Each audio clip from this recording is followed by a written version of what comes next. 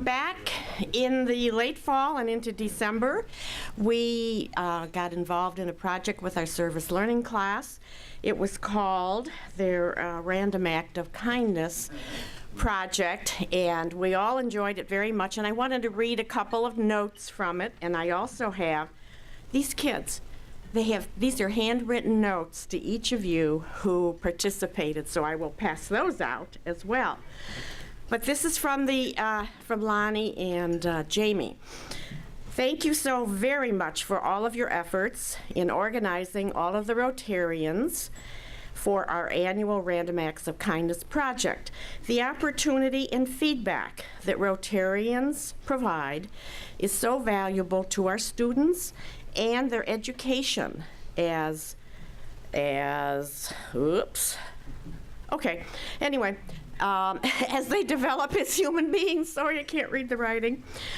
We could not take this on without you and your kindness. With sincerity, Lonnie and Jamie. So that's from them. And then I just wanted to share one that I got. I know I had told you all that I probably had one of the more interesting topics for the Random Act of Kindness, which was the furries. So, dear Ms. Royster, thank you for taking the time to listen to our presentation. Though our topic was tough to comprehend, you stuck it out like a champ. We do not understand the phenomenon behind the furry community fully, but we hope we were able to teach you something now and something that was out of the ordinary. So thanks again, and the two young men had signed that. So that's all I need at the podium, Mr. President, and I'm going to pass out these nice little thank you notes, and thank you all. Thank you, Gail. And thanks to everyone who participated in that effort with our service learning students. It's a wonderful relationship and support that our club has and provides for that group of students at Hudson High School. And it's really appropriate for Gail to share that with us today because this coming weekend we'll start off the Random Acts of Kindness Week in Hudson. You'll probably see some things in the paper about that. So pay attention, and I hope that you have an opportunity to participate in some of those events as well. A quick reminder, today after the club meeting there will be a meeting of the board, the club board in the Greenwood dining room. That is open to all members of the club, so we'd welcome anyone else to attend. Next up,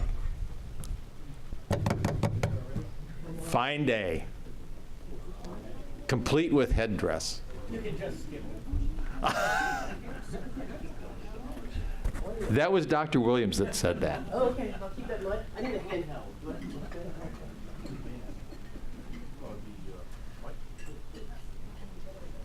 All right. Good morning, everybody. We have money out. There's some money out. You have money in your hand.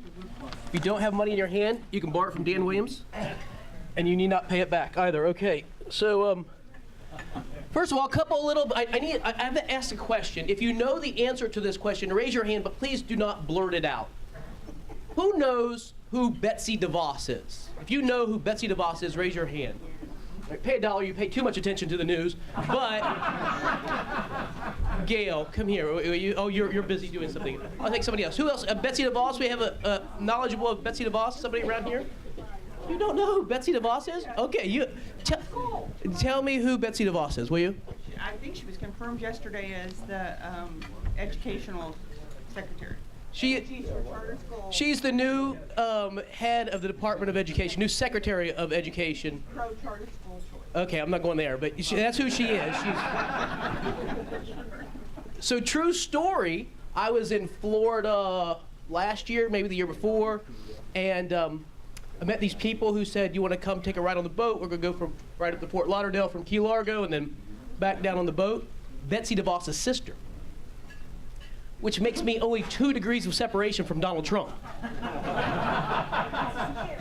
And in need of serious prayer. Okay, so we know who Betsy DeVos is, all right?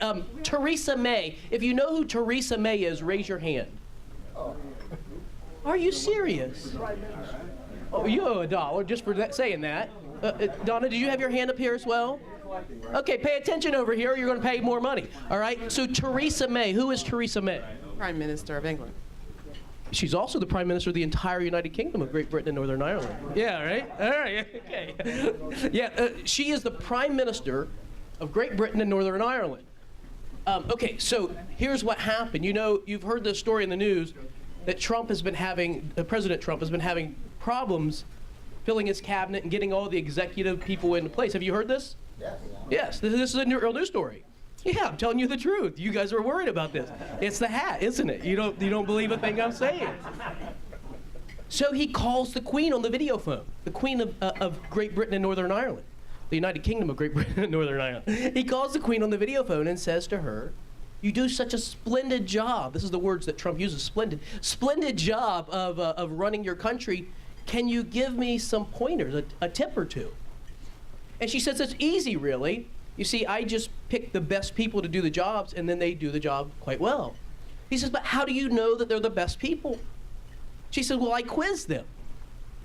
I'll give you an example. And so she calls in Theresa May, the Prime Minister of the United Kingdom of Great Britain and Northern Ireland. And she asks her a question. She says to her, your parents say to you, we have a child, it's not your brother, it's not your sister, who is it? She says, well, it's me, of course. Fantastic. President Trump says, that's an amazing, great idea. I'm going to use that myself. So he calls in Mike Pence. And he says to Mike Pence, the Vice President of the United States, he says to him, your parents say to you, they have a child. It's not your brother, it's not your sister, who is it? Mr. Pence is stumped. Give me a minute, he says. And he leaves the room and he runs all over Washington, D.C. Not a single congressman or senator can answer the question. He comes to Betsy DeVos, the new Secretary of the Department of Education. You're a smart person. Tell me, your parents say to you, they have a child, it's not your brother, it's not your sister, who is it? And she says, why, it's me, of course. You're brilliant. He runs back to the president. I have the answer to your question. My parents say to me, they have a child, it's not my brother, it's not my sister, who is it? It's Betsy DeVos. And Trump says, no, you idiot, it's Theresa May. If you voted in the last presidential election, pay $1. Okay. You know, as hard as it is to be president, do you know what's an even tougher job? Being a clergyman. Feinmeister is yeah, that's easy compared to being a clergyman. I don't know if I ever told you about my first sermon. Chatterbox is over here. You got to hear this story. First sermon. Okay, so here's what it was. I was so nervous. You know, you couldn't believe how nervous I was. So I had memorized it word for word. I was ready to go. I had selected as my text a passage from the book of Revelation where the Lord Jesus says, "Behold, I come." And so I got into the pulpit, and this is where I'm going to lead. I'm going to lead with this line, "Behold, I come." And then my mind went blank. I couldn't remember what I was supposed to say next. And so I thought, oh my word, what am I going to do? I'll just repeat it. Maybe it'll get my memory jogged, and I'll do it. And so I said it again, "Behold, I come." Still nothing. I'm still completely blank. And so I think one more time, I'll do it this time with more force. And I leaned in the pulpit, and with all my might, I said, "Behold, I come." And the pulpit broke. And it fell forward, and I landed in the laps of these delightful elderly ladies. And I looked up at them, and I said, "I am so, so sorry." And they said, "Don't worry, honey, you warned us 3 times." That's what it's like to be a clergyman. If you're a Protestant Christian, pay $1, okay? But you Roman Catholics are not off the hook. Yeah. I'll get to him. You just hold it. You just wait 1 second, all right? Yeah. And you Roman Catholics, Phil Tobin, are not off the hook either, okay? Because I was. The problem I have is that Jim is Jewish. Okay. And I'm Catholic, and we're filing a complaint that you're wearing your religious Anglican headdress. All right, interrupting the fine master, pay $1. Okay. So I got invited to speak at a Catholic church one time. 2-week gig. I was going to speak for them. And so on the first Sunday, I preached a sermon on lying. Okay? And I said to them, there's more information about this in the 17th chapter of St. Mark's Gospel. So I want you all to read. Will you all read? Will you promise me you will read the 17th chapter of St. Mark's Gospel? And to a person, they raised their hand and pledged to read it. And the next week I got back and I said, okay, truth-telling time, how many of you read the 17th chapter of St. Mark's Gospel? And they all raised their hand. Roman Catholic Church. I won't say it's St. Mary's, but it could have been. The only problem is only 16 chapters in St. Mark's Gospel. So if you are a Roman Catholic Christian, you need to pay $1. Okay?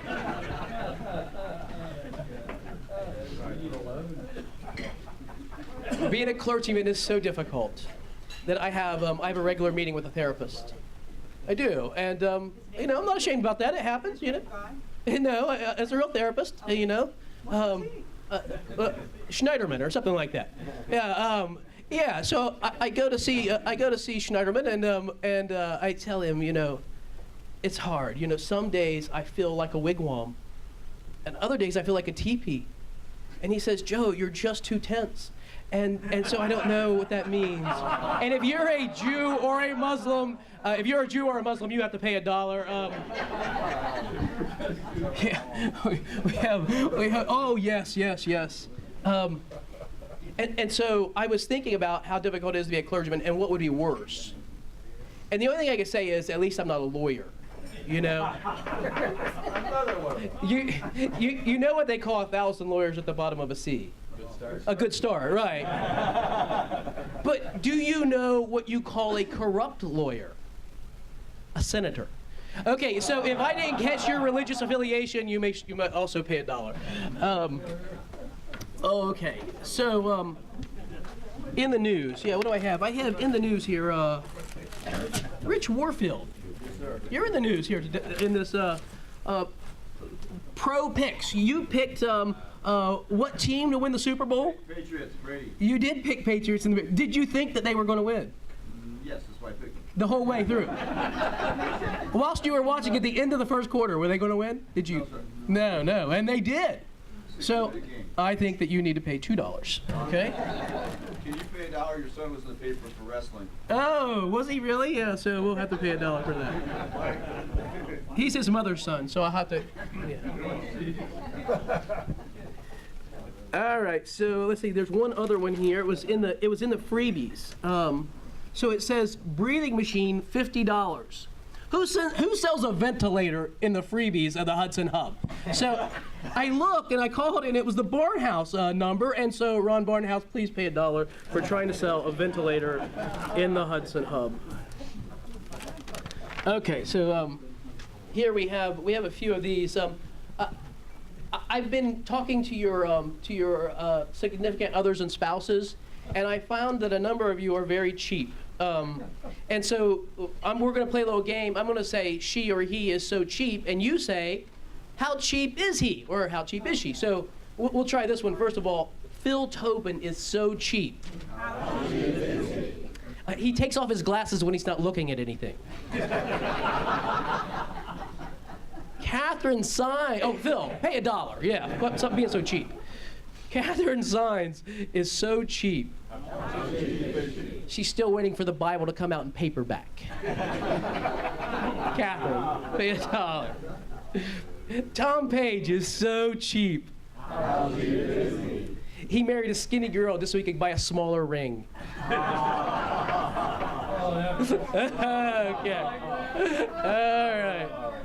All right, so we'll do a few quotes here this morning. So I'm going to give you a quote, and then I'm going to give you two choices. This only to the people on the left side of the room here. Your right-siders, stay out of this for just a minute.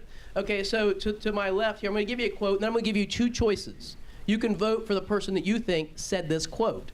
If the majority of you get it right, they pay $1. The majority of you get it wrong, you pay $1. Are we following along? Max, you following? All right. All right, so here it is. Better to keep your mouth shut and be thought a fool than to open it and remove all doubt. Was that Mark Twain or Benjamin Franklin? So Mark Twain, raise your hand. I think Ben knows. What do we have? Benjamin Franklin, raise your hand.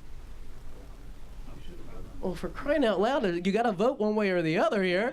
So let's do it one more time. Mark Twain, raise your hand and keep it high. 2, 4, 6, 8, 10. Are you in this one or are you down? No, I'm bad. We have 10. Okay. All right. So we have 10 for Mark Twain and for Ben Franklin. Okay, so Mark Twain won. You guys won. It was Mark Twain. He says in a PS, it also goes for tweets. So everybody over here has to pay $1. I thought that was clever. Did you not like that one? All right. All right. All right, let's just see if you, now same thing goes here. I'm going to give you a quote. You have two choices. Get the right one by the majority vote, and they pay $1. You get it wrong, you're in for another $1, okay? So, Catherine, you'll like this one. Education without values only makes for more clever devils. Okay? Was that C.S. Lewis or Thomas Dewey? C.S. Lewis, raise your hand. Any of you know who C.S. Lewis was? All right, there's 4. Thomas Dewey. Turns out it was C.S. Lewis. So, you're back in $1. Let's see if we can collect some money over here. All right, just one more round here on this one here. Oh, okay. This one is pick your favorite Anglican. The Christian church is the only institution that exists primarily for the benefit of those who are not its members. Great quote, isn't it? Was that Archbishop William Temple, or was it Desmond Tutu? Was it William Temple, the Archbishop of Canterbury during the Second World War, or was it Archbishop Desmond Tutu of South Africa? The Christian church is the only institution that exists primarily for the benefit of those who are not its members. So if you think it's Archbishop William Temple, Archbishop of Canterbury during the Second World War, raise your hand. If you think it's Archbishop Desmond Tutu, the only other Anglican archbishop you know, raise your hand. And you are wrong, so you have to pay $1. It was Archbishop William Temple. Oh, my word. You're really searching for it. Yeah. Okay, so this one from England here. Who was it that said, Mr. Churchill, you are disgustingly drunk? Was it Lady Astor or was it Bessie Braddock? Okay? Mr. Churchill, you are disgustingly drunk. Lady Astor? Lady Astor? It was Lady Astor, and the majority won. Here's the great retort. She says to him, Mr. Churchill, you are disgustingly drunk. And he says, yes, ma'am, and you are ugly, and in the morning I will be sober.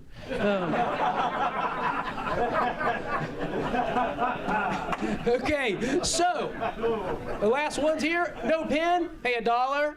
Okay, we're going to be a quick round here. No pens, pay $1. You're not wearing your pen. No badges, pay $1.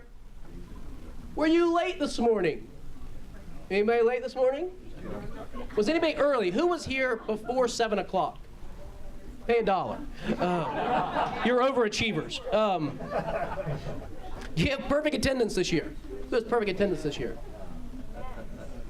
Anybody? Not a perfect attendance among us? Yeah, pay $1. Any fans of the Pittsburgh Steelers in here? Yeah, you're invited to leave. All right. Not paying money at all. And, oh, who went somewhere warm this summer, or this winter? You went somewhere warm. Where did you go, Rich Warfield? Naples. Oh, so pay $10. All right. That's all that we have. This fine money goes to the Hudson Food Pantry, a needy thing, a needy charity. So make sure if you haven't paid up, pay whatever's left. Okay.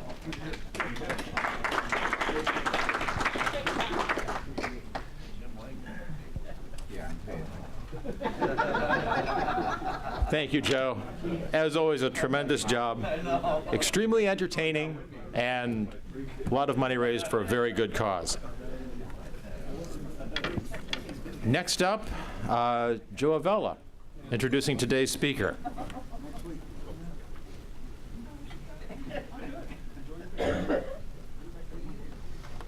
Okay, we have an exciting month, interesting and informative month planned. The topic is World Affairs. So to join us today is Karen Leith. Now retired from paid employment, Karen Leith has worked as an educator at every level, a director of social justice, and a pastoral minister.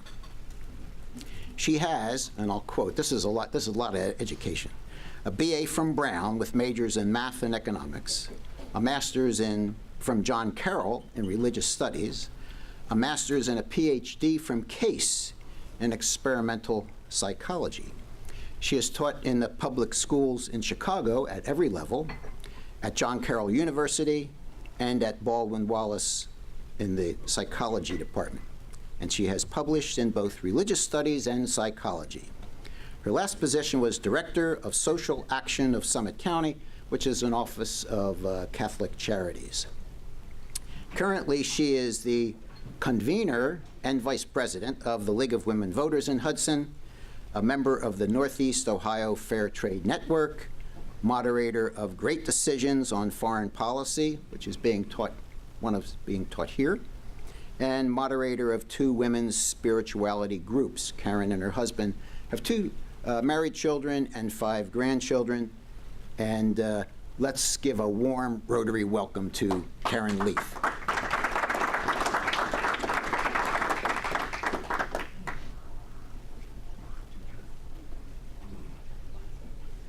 I will apologize ahead of time. I have a bit of a sinus infection, so I'm going to try and keep from coughing.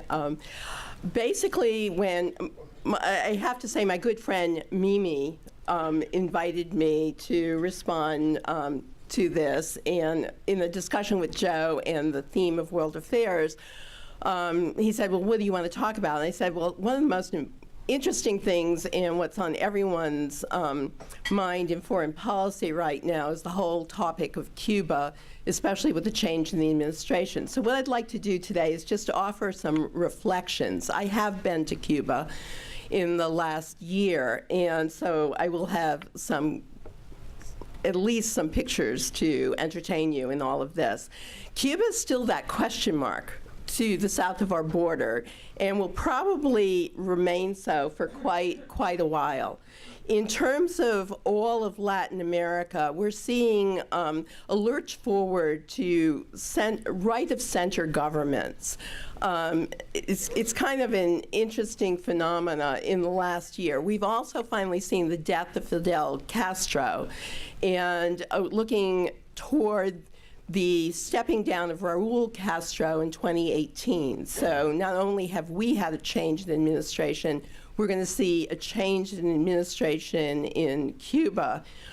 He has handpicked his successor, and so that in itself is interesting. But an interesting fact also is that no one under 65 there knows what it's like to live without revolution and the principles of the revolution. Basically, this seismic shift in governments has toppled the Workers' Party in Brazil. It has weakened Peronists in Argentina. We've threatened a wall in Mexico, and basically we've got a new tension with Mexico. And we've seen problems growing for the left-wing leaders in Venezuela, which is really important to Cuba, and I'll explain in a little bit, Bolivia, Ecuador, and Chile. There we go. The pendulum is again swinging. It's really interesting because I was thinking of that, over the years. I first met someone from Cuba in the 70s before I even moved here. I was living in Chicago, and I don't even remember why he was in our house, but I was home with small kids. My husband was in his first job, and somehow or other we always had people in and out of the house. And we sat down and talked, and he had gained his American citizenship by becoming a Navy SEAL and fighting for the U.S. And so he said, and it always stayed with me. Some of you have asked how long I've been doing these great decision forums. In Hudson, I've been doing them for 35 years, here at Laurel Lake for 28. And I was doing part of them in Chicago before I moved here. So that's, a lot of time with foreign policy. And he said to me, Americans don't understand Latin America. And I looked at him, and he said, what do you mean? I said, Americans are so focused on their way of government that they don't understand any other way of basically overturning corrupt government in the country. And he said, if Americans understood more the pendulum, we'd understand where our foreign policy should go, and we'd avoid a lot of conflict with Latin American countries and a lot of suffering. But also part of that, is the fact we had backed Batista. But let's look at it. Cuba is not a very big island. It is 90 miles from Florida, from Key West. Havana is the largest city and its capital, and it's the largest island in the Caribbean. But it's not very big. When you look at it, it's almost 43,000 square miles. And it has basically a GDP of $77.15 billion in US money, and that's from 2013, and a population of just over 11 million people.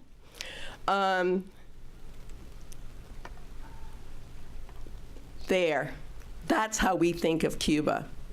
And it is a great metaphor for Cuba.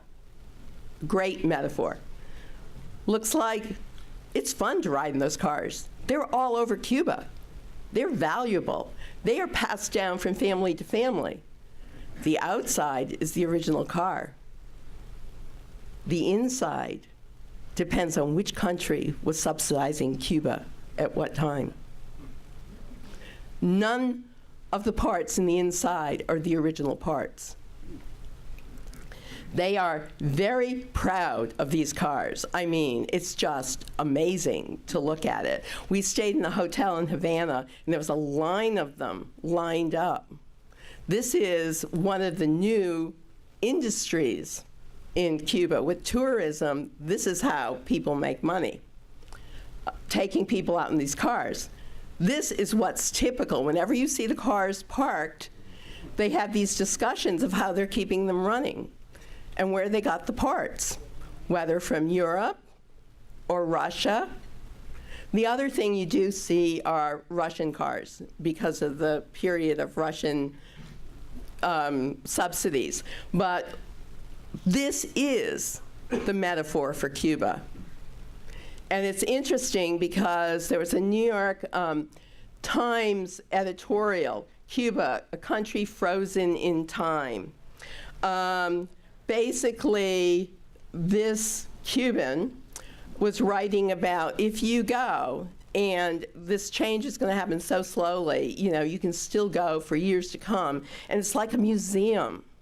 It's old cars, Singer sewing machines, old refrigerators. And with that, keeping with the museum, recognize this? Yeah. Hemingway. What's really interesting, and it's an American foundation that keeps the Hemingway properties going and up. And you see all the books there, Hemingway's books and writings, etc. Cuba's not allowed to publish any of that. They are not allowed to make any money from this. And it's one of the biggest attractions. I mean, when you go to Cuba, it's like a museum. The revolution, I need to talk about this. The revolution is very alive, and it's something we don't realize.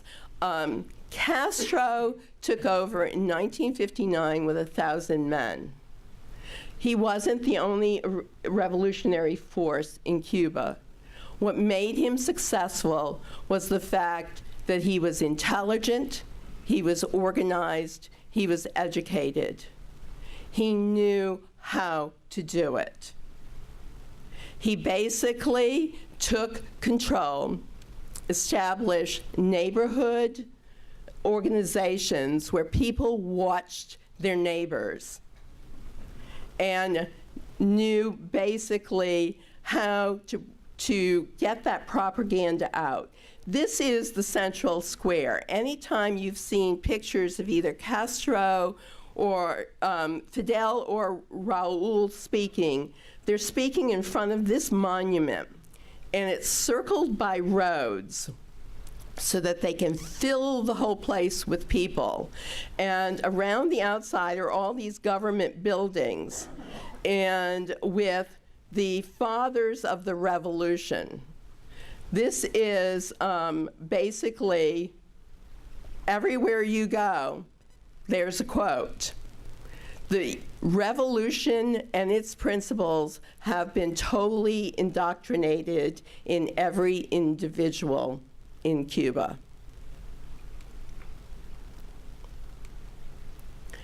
But what about the economy? This is what's really interesting in terms of it. The forecast is really grim. Without foreign subsidies, Cuba cannot sustain itself. Basically, they've had a slowdown in growth. It's been 1% instead of 4%. They have been able to buy Venezuelan oil not only for their own country, but to sell. So they buy it discounted and they sell it on the market. As oil prices have gone down, Venezuela's hurting, doesn't want to give them the discounts, and they can't sell in the open market. Okay, so weak oil and nickel prices and a poor sugar harvest have caused great woes. Their greatest export are trained medical personnel. I found this fascinating.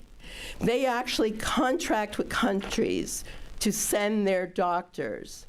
Now, everyone in Cuba is salaried. So doctors agree to a salary. They are paid by the government.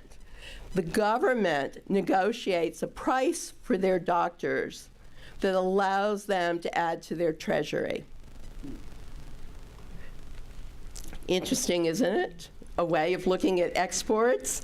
As we announced our 50-year standoff with Cuba and have opened up, therefore, travel to Cuba, basically tourism has become a huge business. Now, Cuba has an excellent health system and an excellent education system. Everyone's promised health care and education. And it's really, really interesting in those terms because in the regular hospitals, when you have to go to the hospital, you bring everything you need. You know, your family takes care of your food, you bring in your own sheets, but the medical care is fantastic. Education happens within all the little areas of Cuba, and it's guaranteed all the way through university free.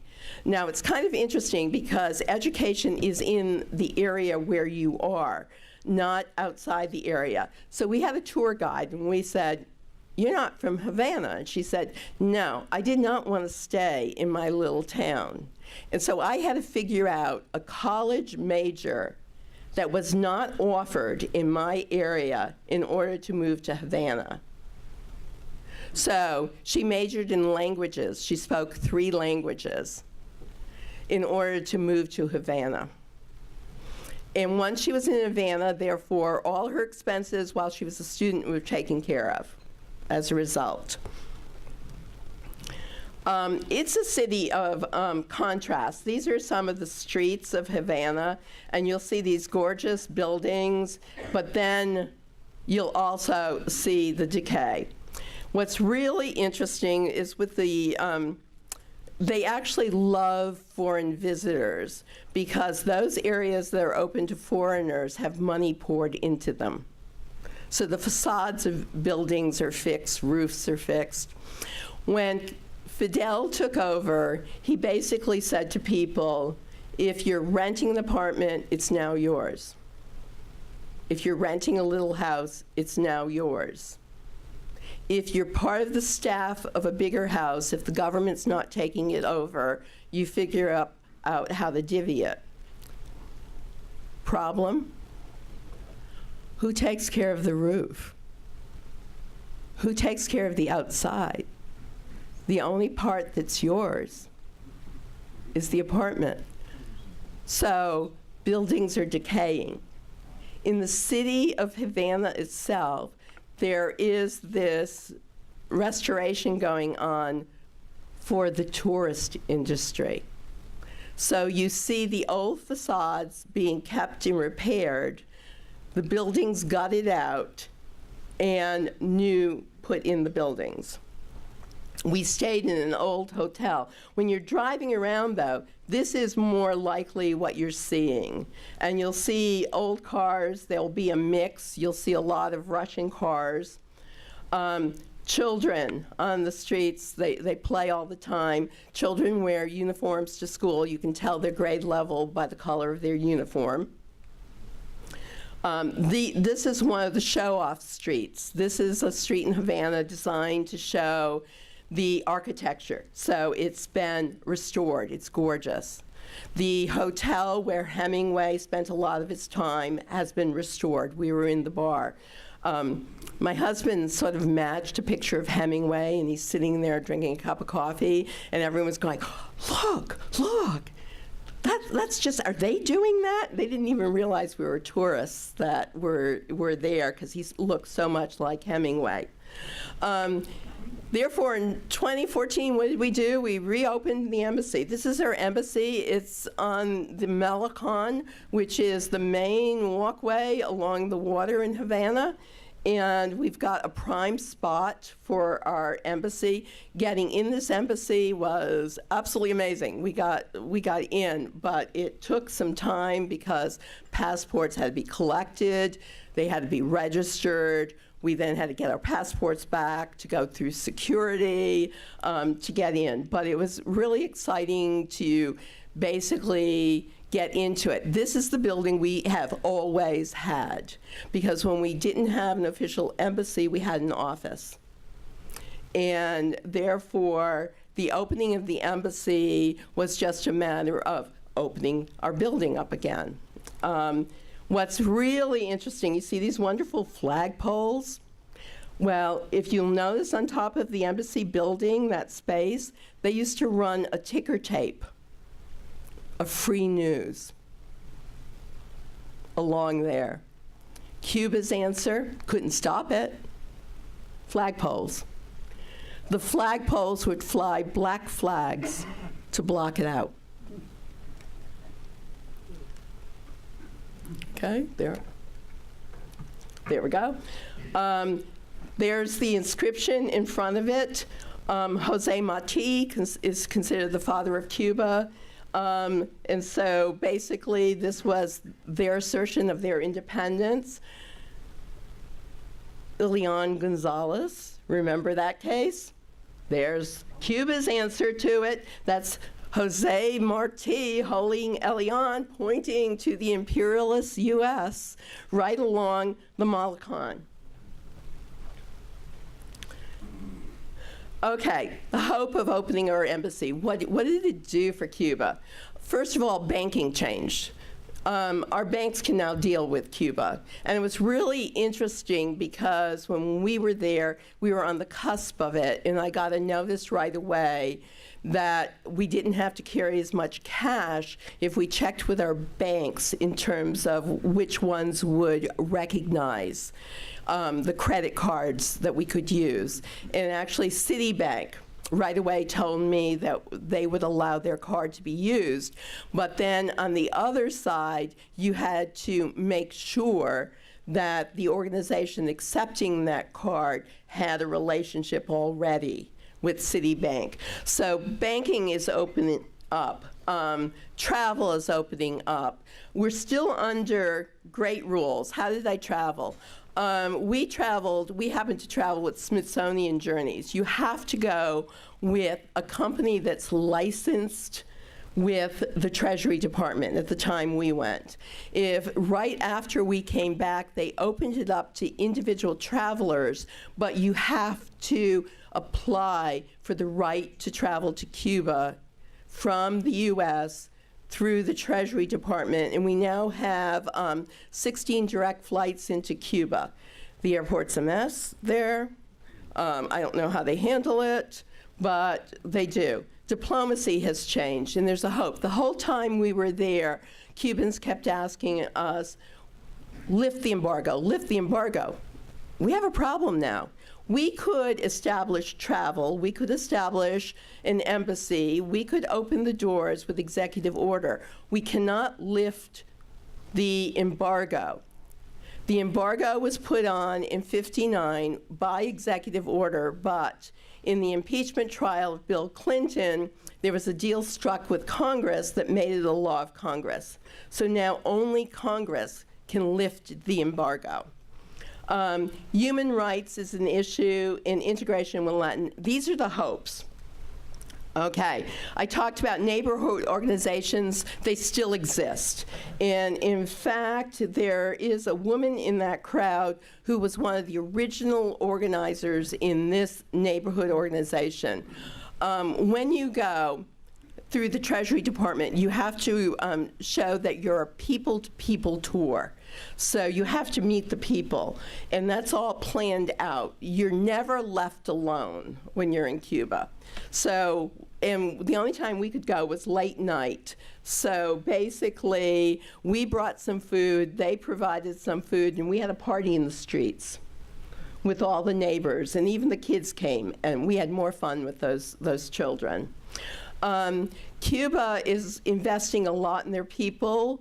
This is a circus program. Children start very early in the program, and they learn the skills, and they go through all the things that they need in their circuses to find their place.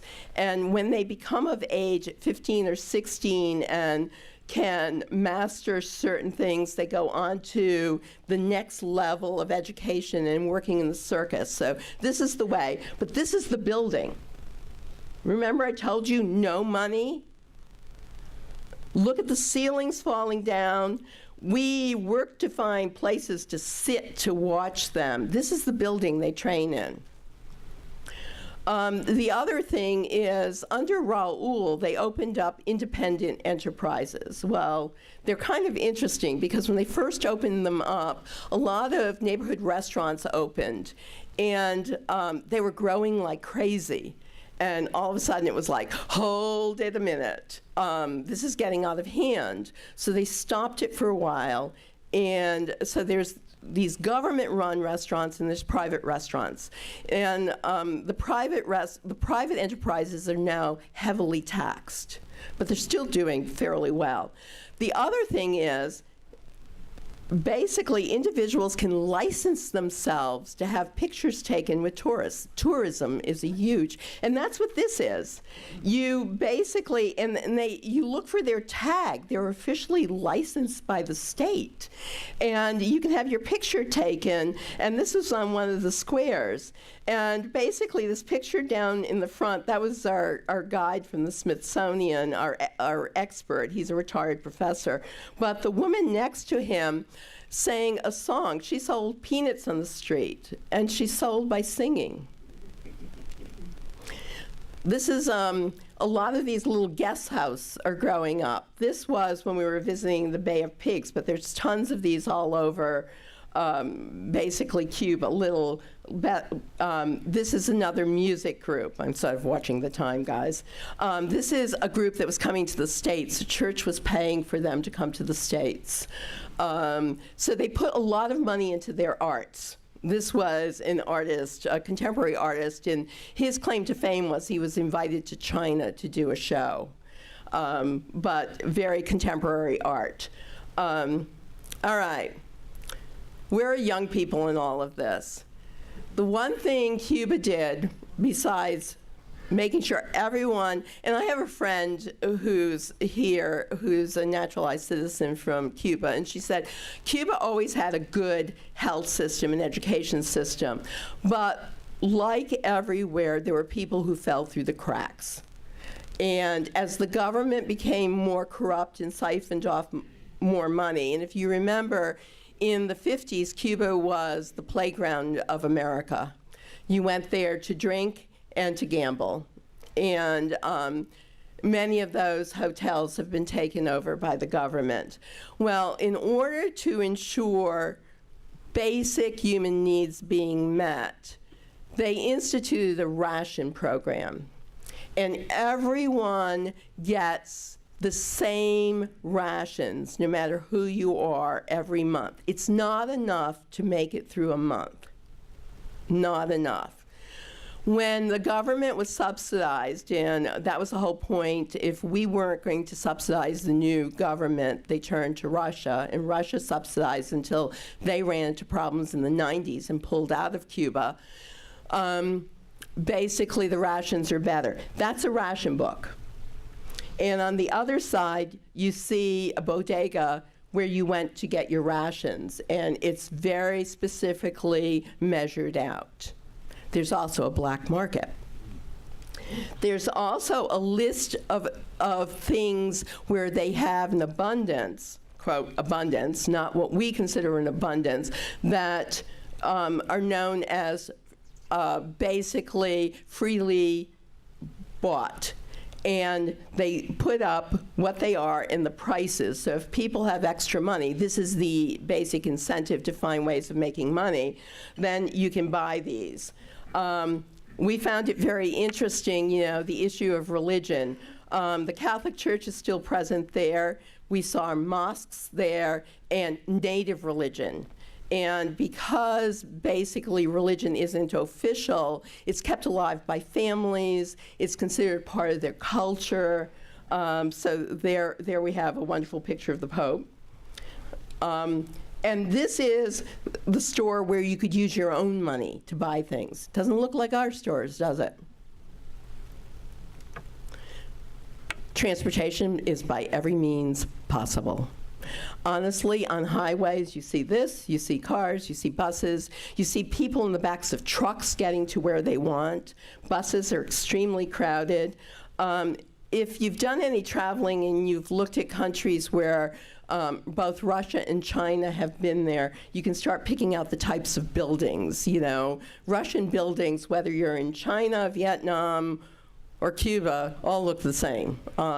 It's really interesting because that was some of the whole things. Basically, the key reforms that have happened have been in trade, telecommunications, and financial. We've sort of softened in the embargo. Medicine is not embargoed, and neither is chicken. Don't ask me why. And so it's really interesting. Travel, credit cards, and they're looking to attract foreign investment at this point. The hurdles are the basic embargo, the resolution of property disputes. We have, you know, a large contingent of Cuban Americans that live in New Jersey and in Florida that have a lot of political influence. And so we look at this. Open internet. They actually have some free internet spots, but it's controlled internet, and you know where they are because everyone's there and everyone's like this. So basically, they have allowed internet in, but part of any relations with Cuba, people are starting to talk about free use of the internet. Release of the political prisoners, human rights in Guantanamo Bay, that's a huge issue. Cuba wants that land back. We have Americans who want to get out of Guantanamo Bay, and we have the future. We have leaders. We asked our young person, who is our tour guide, here she is in her late 20s, you know, would you ever come to the United States? She said no. She said, looking at the reforms in Cuba, my hope is here. The revolution did some good things. She said she would like a hybrid government because she wants no person, it was interesting, she wants no person left behind. She likes their basic rationing system because it guarantees everyone something. And the fact they want the embargo lifted because there are meats they cannot get. And even though they can get some chicken, it's at a premium, and their protein comes from eggs. She said, you have no idea how sick of eggs I am. I eat one egg every day for my protein. And we saw people carrying dozens of eggs because it's the cheapest thing you can get in the black market, and sometimes it's in overabundance and you can get it through the government stores all over town because that's their basic protein. There's a great fear of them moving too quickly, and another huge obstacle is the two-currency system. When we went to Cuba, we had to buy cukes, which are on a par with the dollar, but carry, and Americans are taxed on that. We not only paid the exchange rate, we paid a tax to get our money changed, and you could not leave with any cukes. Their currency system is a Cuban peso. It's worth 25 cents. And so there's a huge discrepancy because cukes are hard currency and backed by reserves. And so basically, it's a big question. As we've moved into this new administration, they're sort of looking, Obama stopped the policy that anyone who came to our shores got immediate status. So they were rushing in, even if they weren't sure they wanted you to work toward U.S. citizenship, they wanted the status. When you go to the Miami airport, you see Cubans who have the freedom of going back and forth carrying everything imaginable back to Cuba. We ate in restaurants where they had family here. We saw Kirkland, Costco's brand, salt and pepper on the table, and we asked a waiter, and he's going, the lights, the TV, the chairs you're sitting on, all came from the U.S. through Costco, someone bringing it. So it's an interesting relationship, and we've got to ask some real questions because China is moving in.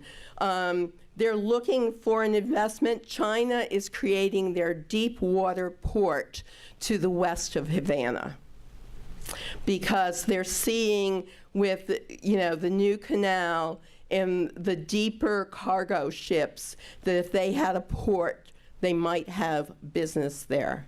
They're looking for anything and everything to bring money into the island. They know they cannot be self-sufficient. Just reflections. It's something, Cuba's one of those places I've always followed because I could never really understand our policy in regard to Cuba. Most Americans have come to the conclusion that the embargo needs to be lifted, but the lobby groups are very strong in keeping the embargo in place. With our new administration, there's more questions than answers on both sides. You know, Cubans are waiting for the heavy axe to fall on them again. The status of travel, the status of investment, the status of financial dealings are all up for grabs again.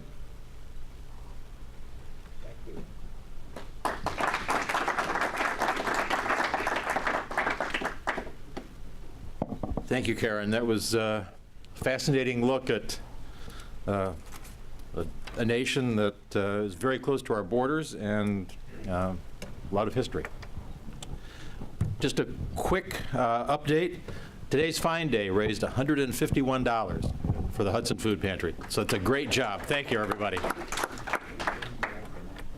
Today's Rotabuck.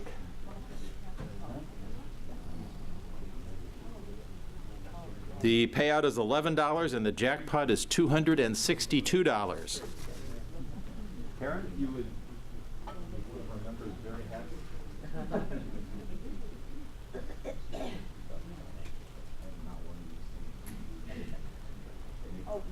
The last four digits, 8875. 8875.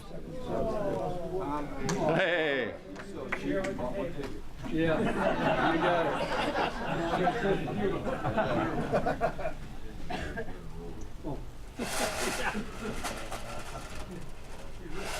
Nope. Thank you. Thank you, Tom. I'd like to thank the greeters today, Mimi Becker and Ron Barnhouse. I'd like to thank the audio-visual team for setup and takedown, making everything possible. That's Tom Page, Tom Tobin, James Field, and Ron Barnhouse. And again, Ariana Bankovich, thank you very much for being here and helping out, Ariana. Final thought for today, two quotes from a U.S. president, and see if anybody can guess. Same president for both of these. The supreme quality of leadership is integrity. And you don't lead by hitting people over the head. That's assault, not leadership.